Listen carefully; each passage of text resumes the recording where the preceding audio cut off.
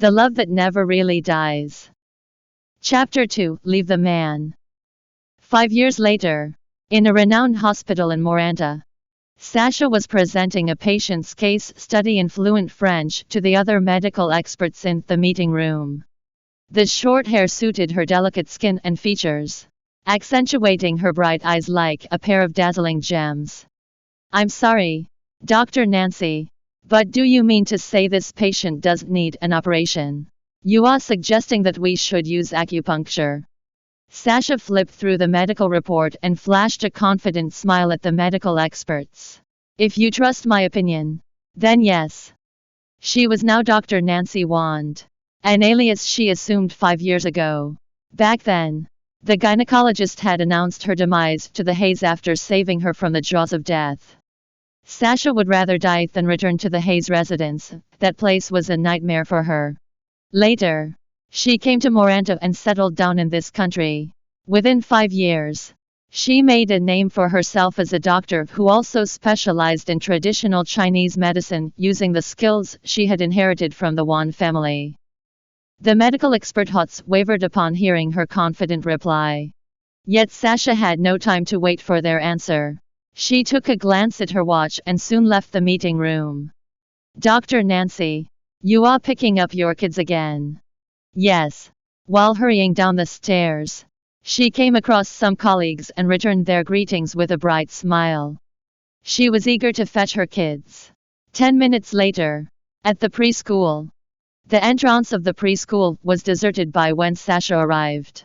Just then, a little girl with a pigtail cheerfully trotted in her direction. "Mommy, you are finally here. I've waited for you for so long." She immediately got out of the car. "I'm late today. I'm sorry, Vivi. I won't be late next time. Can you forgive me?" Vivian would never blame her mommy for being late. "It's alright. Matt is here with me, and he brought me a lot of yummy snacks. Look, I'm stuffed," the little girl said as she rubbed her tummy. Her words warmed Sasha's heart. Matt, Vivian's twin, was indeed a very thoughtful little boy. He would always take good care of his younger sister. "Why don't we go and find Matt now?" "All right, Mommy." A few minutes later, Sasha found her son in the teacher's room. She was concerned to see him being the center of attention once again, surrounded by the teachers. "Oh, my God. Look, the transfer student who is joining us really looks identical to our dear Matteo." "You are right. Check this out." One of the teachers brought a photo next to Matteo's face. Matteo took a glance at the photo. "How do we look alike? Is his face chubby like mine?" "Well, no. Does he look as adorable as me when he smiles?" Matteo leaned forward, cupping his cute little face. The teachers burst into laughter.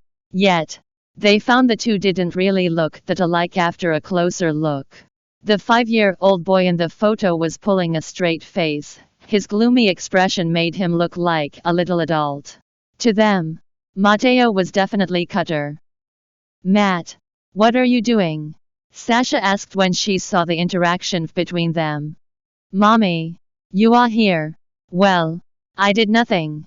Upon hearing his mom's voice, he reacted swiftly by hopping off the table, beaming.